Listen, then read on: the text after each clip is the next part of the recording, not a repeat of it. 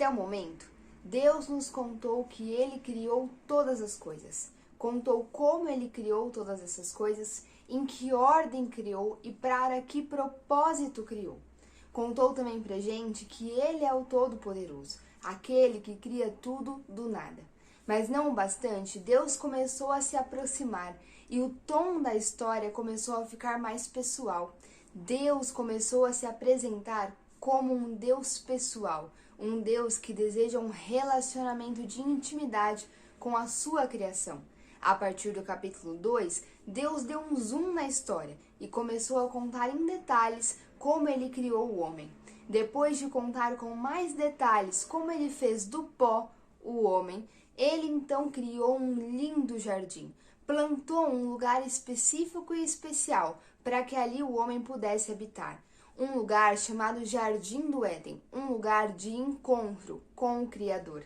Depois de colocar o homem nesse jardim e de mostrar para o homem que ali havia duas árvores e que essas árvores representavam uma importante escolha em sua vida, Deus deu uma ordem para que da árvore do conhecimento do bem e do mal o homem não comesse daquele fruto, porque se comesse, certamente morreria. Deus deu um alerta e um alerta muito claro como um bom pai. E agora, nós vamos continuar essa história, dando um zoom em como Deus criou a mulher. Leitura de hoje, Gênesis capítulo 2, do versículo 18 ao versículo 25. Então o Senhor Deus declarou: Não é bom que o homem esteja só. Farei para ele alguém que o auxilie e lhe corresponda. Está escrito: Então o Senhor Deus declarou: Não é bom que o homem esteja só. Vocês percebem que essa fala dele dá uma impressão de que ele está conversando com um conselho? Não parece que ele está falando com o homem, porque ele usa a terceira pessoa.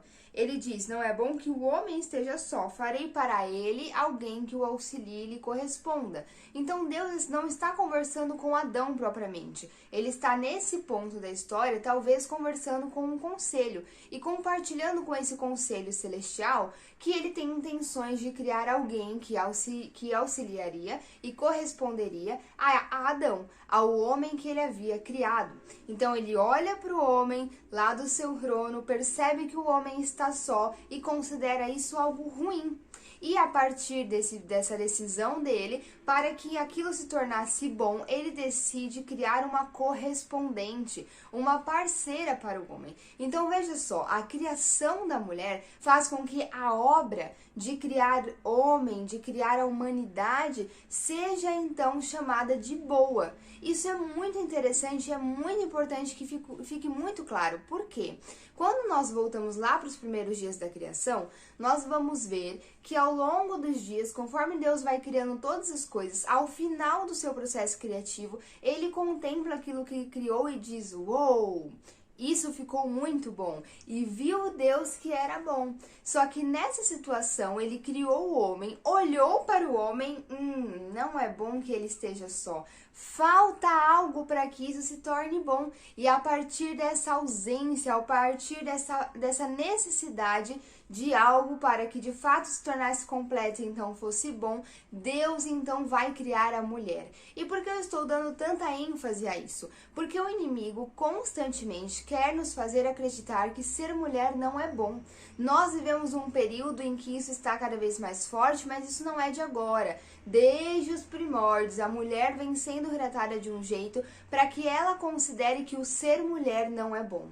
Ao longo de toda a história da humanidade, isso foi sendo construído de formas diferentes pela mão do nosso inimigo, do inimigo das nossas almas. Mas hoje em dia isso continua acontecendo e as mulheres continuam achando que ser mulher não é bom. É quase que como uma maldição, porque nós mulheres carregamos coisas que os homens não carregam e o inimigo faz questão de nos contar essa história como se isso fosse algo completamente negativo, como se ser mulher fosse algo muito ruim. Mas essa é uma visão deturpada, ou melhor, essa é uma visão que está debaixo do jugo do pecado, do peso do pecado. Então, debaixo disso, é realmente muito complicado olhar para o fato de sermos mulheres e considerarmos isso bom. Então, nós precisamos limpar as nossas lentes, precisamos olhar pela ótica de Deus, precisamos olhar para Deus e entender o que Ele pensa da mulher. E a Bíblia está dizendo que Deus Deus diz que a mulher é algo bom, a criação da mulher vai fazer com que a obra, com que a criação da humanidade se torne boa, porque então se tornou completa. Então, mulher, faça as pazes com a sua feminilidade. Faça as pazes com o fato de você ser uma mulher. Isso é bom. Deus te criou, olhou para você e considerou bom aquilo que ele fez. Fique feliz por ser mulher. Às vezes nós não nos damos conta, mas por conta da pressão externa, por conta da nossa natureza que tende ao pecado, que tende àquilo que desagrada ao coração do Senhor, por conta das mentiras que o inimigo sussurra nos nossos ouvidos, a gente maldiz muito o fato de sermos mulheres. Quantas vezes nós não brincamos, sabe, daquela forma, ai, como eu gostaria de ser homem, ai, na próxima vida eu quero vir como homem, ai, como é bom ser homem, e a gente está constantemente maldizendo e jogando para baixo o fato de sermos mulheres, como se ser mulher fosse algo inferior, como se ser mulher fosse uma maldição, fosse algo ruim. E às vezes nós falamos isso em tom de brincadeira, mas no fundo isso esconde uma verdade. Lá no fundo do nosso coração, isso é real e nós estamos brincando porque nós acreditamos nessa mentira. E essa mentira tem te aprisionado. Essa mentira tem te feito viver uma vida infeliz, uma vida amarga, uma vida azeda, em que você não consegue se sentir livre para ser a mulher que Deus te fez para ser. Uma vida em que você realmente acredita que você é inferior, que você realmente acredita que ser mulher não é bom, que você realmente acredita que está pagando o preço de algo porque é mulher. Que o Senhor te liberte dessa ideia nesse momento. Que você entenda que quando Deus te fez, Ele considerou que isso era bom, era muito bom. Ele considerou que o homem precisava de uma companheira, porque se não existisse a mulher, essa obra então não seria boa. É isso que Deus está dizendo. Não é bom que o homem esteja só. Falta algo. Há uma necessidade de algo para tornar isso bom. E esse algo que falta é a mulher. Farei para ele alguém que o auxilie e lhe corresponda. Vamos falar um pouquinho sobre essas palavras. Geralmente a palavra auxiliar, auxiliadora, causa muita polêmica no meio das pessoas. E essa grande confusão, esse grande problema, essa polêmica com essa palavra é pelo simples fato de nós não compreendermos o que ela de fato significa por uma questão cultural, por uma questão social, talvez. Nós temos muita dificuldade de compreender o fato de sermos auxiliadoras como sendo algo bom. Por quê? Porque na nossa cultura, porque no tempo em que vivemos, ser auxiliar é ser secundário, ser auxiliar é ser inferior. Um auxiliar está abaixo da chefia, está abaixo do presidente, está abaixo daquele que parece ser melhor, daquele que parece ter mais potencial.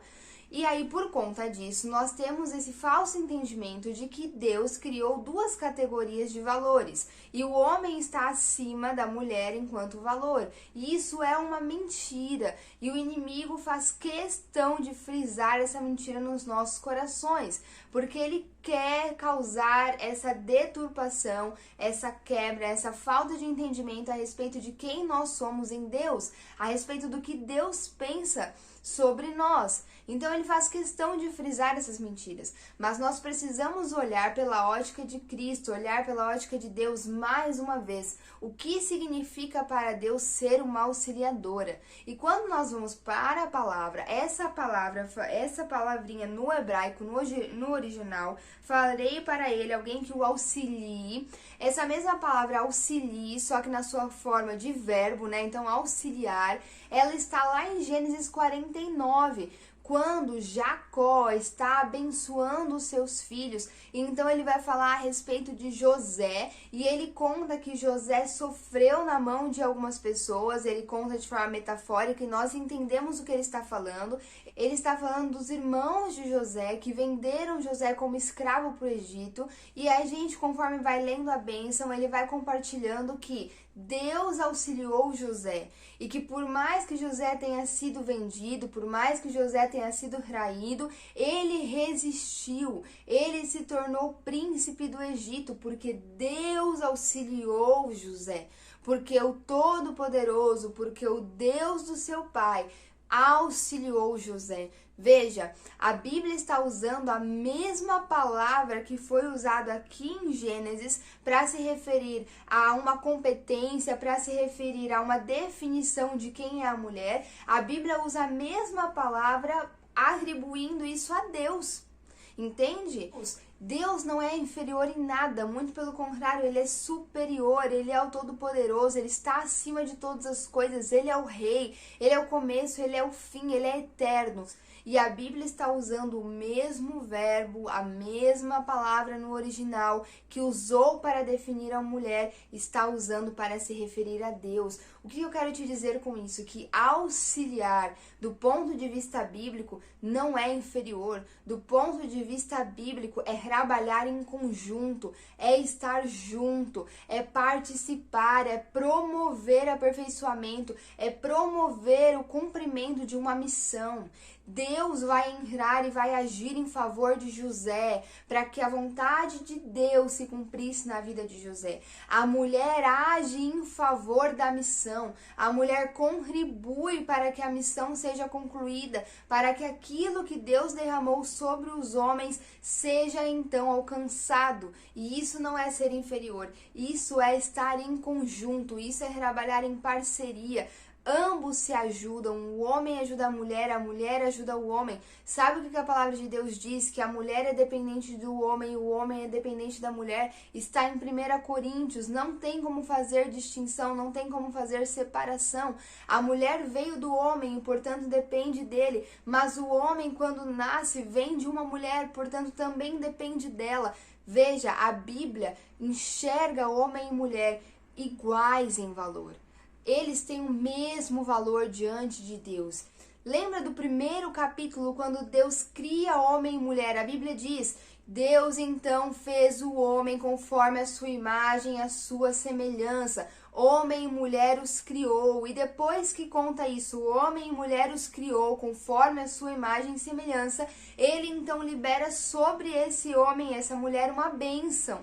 E essa bênção era: multipliquem-se e encham a terra, subjuguem a terra, governem a terra, sejam os meus representantes. Uma bênção e uma missão foi derramada sobre o homem, sobre a mulher. Então a mulher está vindo aqui para somar, para fazer parte, para cumprir algo que Deus já havia derramado, algo que Deus desejava para a humanidade. Então não existe diferença de valores. E a gente precisa deixar isso muito claro, como Deus enxerga a mulher. Como Deus não enxerga a mulher como sendo inferior, mas sendo igualmente valorosa. Como Deus ama a mulher assim como ama o homem. Como Deus colocou sobre a mulher a missão de ser uma representante de Deus nessa terra. E isso é muito importante de frisar, porque vivemos tempos em que isso vem sendo deturpado e a gente começa a achar que Deus pensa dessa forma, mas Deus não pensa como homem, porque Deus é puro, santo e perfeito. Além de ser alguém que auxiliaria o homem, a mulher também é alguém que corresponde ao homem. E corresponder significa equivaler, é o equivalente a, responde a, semelhante a. O que está dizendo aqui?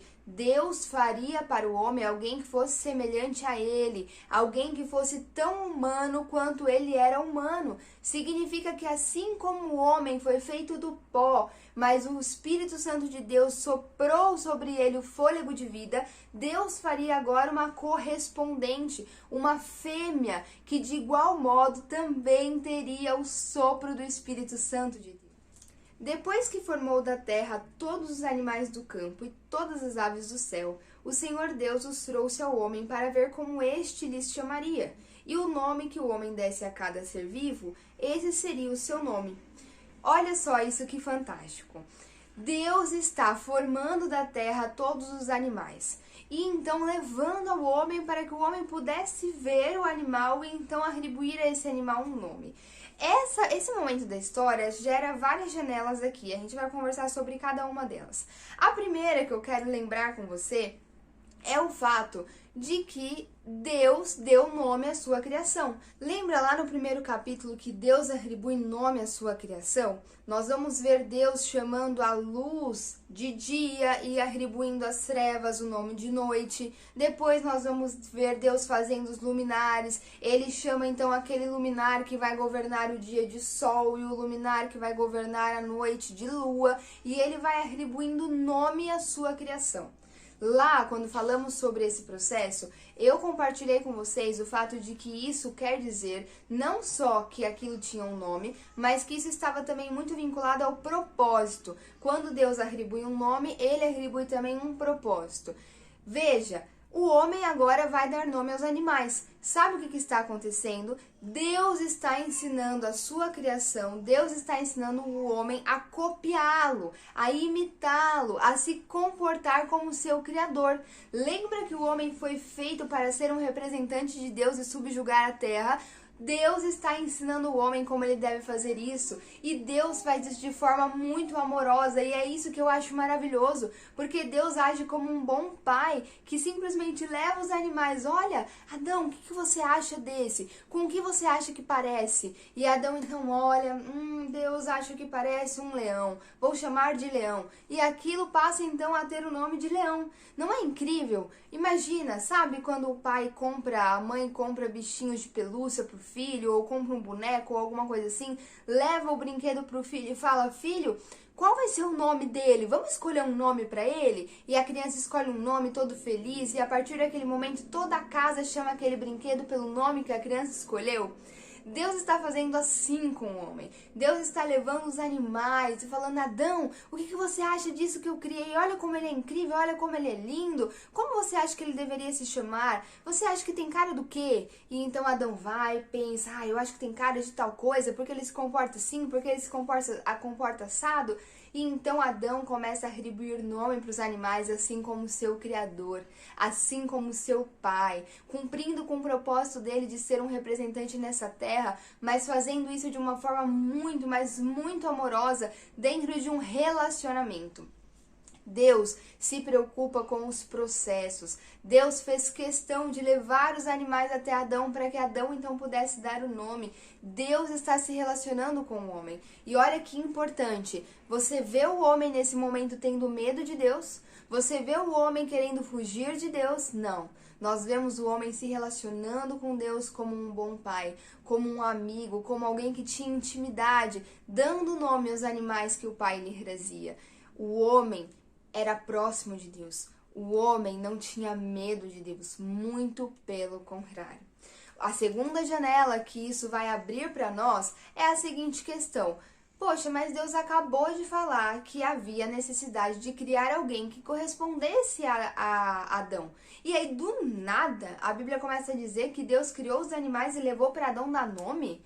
Mas que aleatório, parece que houve um racha na história, né? Parece que essa informação entrou do nada e fez um corte naquilo que estava sendo contado pra gente. Mas não, nada é em vão dentro da palavra de Deus. Esse momento, essa informação que está sendo acrescentada, não é um corte, não é algo que ficou perdido dentro da história. Existe um propósito. Vamos tentar refletir. Deus primeiro olha para Adão. E dentro de um conselho ali, ou no conselho da Trindade, não sabemos, nós estamos inferindo que Deus estava conversando com o seu conselho, porque ele fala na terceira pessoa, ele olha para Adão e diz: não é bom que o homem ande só. Farei para ele alguém que lhe auxilie e lhe corresponda. Deus toma essa decisão. Veja, ele não está falando com Adão. Ele está do lado externo, ele está observando e chegando a essa conclusão. Depois que ele chega a essa conclusão, ele então finaliza a criação dos animais e leva para que o homem possa dar nome a esses animais. Lembrando que os animais foram criados no mesmo dia que o homem, no sexto dia. Então a Bíblia está conectada, não está tendo desarmonia alguma aqui, está tudo conectado. Deus então finaliza a obra criando ali os animais, leva para o homem dar nome. Conforme o homem vai nomeando, a gente chega no versículo 20. Olha o que a Bíblia diz: Assim, o homem deu nomes a todos os rebanhos domésticos, às aves do céu e a todos os animais selvagens. Todavia, não se encontrou para o homem alguém que o auxiliasse e lhe correspondesse. Olha que interessante. O homem foi dando nome para os animais. Conforme ele foi dando nome para os animais, ele foi se tocando, ele foi percebendo que cada animal tinha o seu correspondente. O leão tinha a leoa, o tigre tinha a tigresa, o gato tinha a gata. Todos os animais tinham o seu correspondente, macho e fêmea.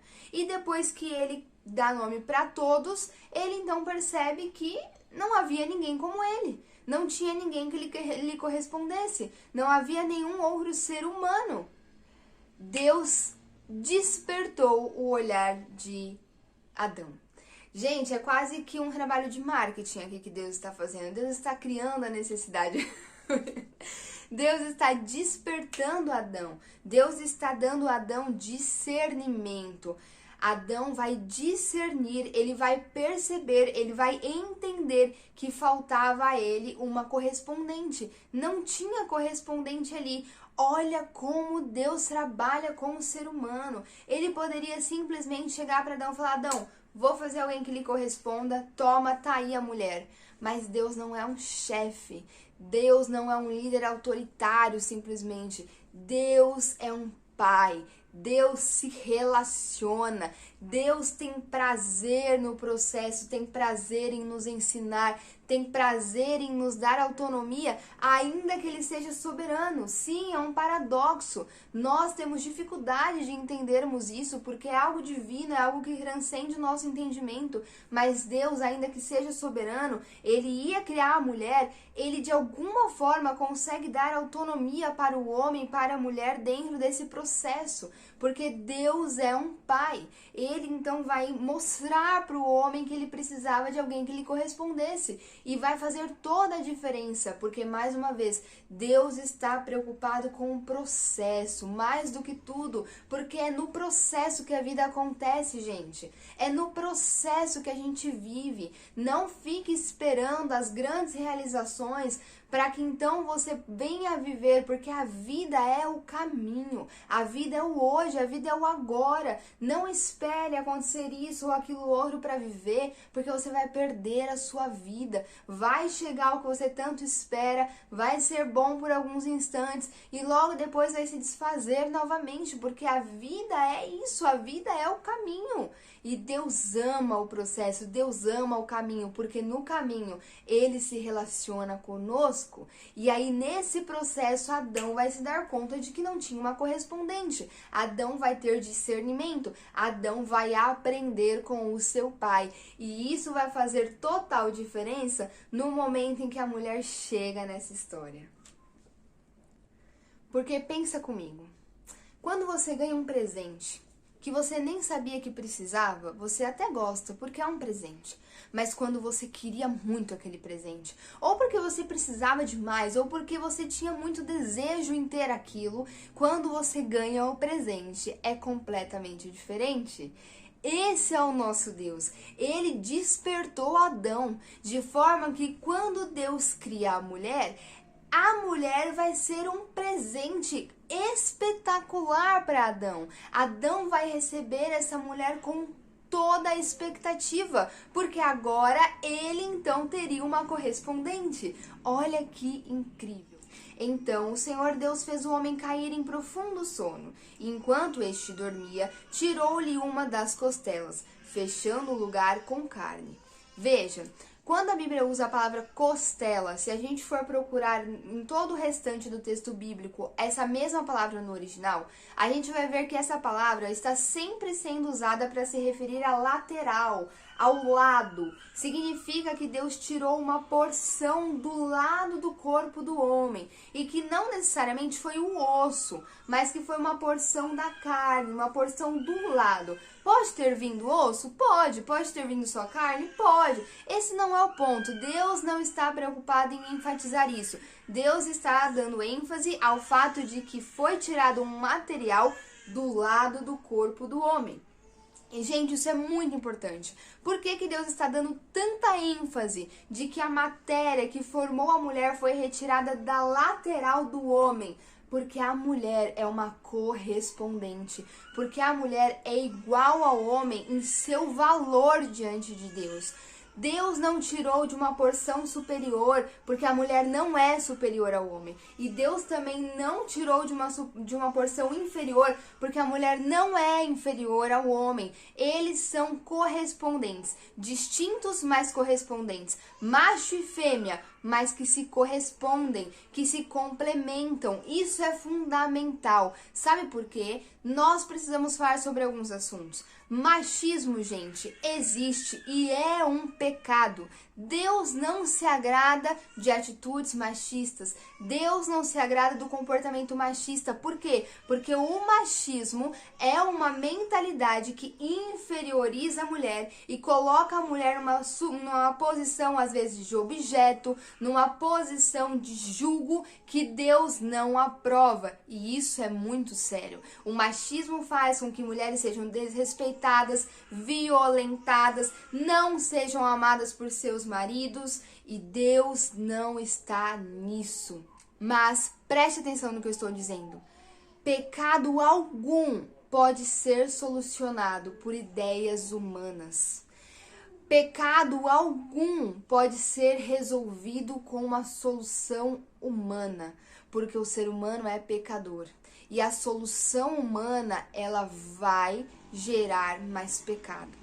Ela vai gerar mais morte em algum momento. É vazio, é falho, é fraco e é destinado à falha, é destinado ao erro, porque o ser humano tem uma natureza pecaminosa. Então, pecado a gente não responde com ideia, porque ideia é coisa de humano. Ideia pressupõe que pode dar certo ou errado. Ideia não é coisa de Deus. Deus não tem ideia, Deus tem plano, Deus tem vontade e a vontade se cumpre. E ela é boa, perfeita e agradável, sem erro, sem falha. Ideia não. Ideia dá pressuposto a erro. Ideia dá margem para falha. Portanto, qualquer ideia provém de ser humano, provém de humanidade e, portanto, está passível de erro. Seja a ideia que for, seja a ideologia que for, é falha, porque é humana e por isso não pode combater o pecado.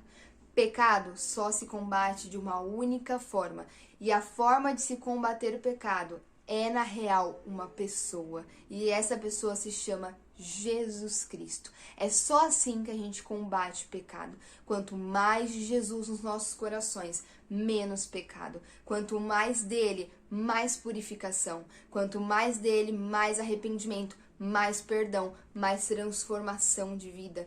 Escute a resposta, a melhor resposta para todo desequilíbrio, para todo desajuste humano, vem de Deus. Fora isso, nada pode trazer equilíbrio e harmonia de novo para as nossas relações. Veja, o material da onde a mulher foi feita saiu da lateral do homem, não foi de cima e não foi de baixo. A mulher não é inferior ao homem, mas ela também não é superior.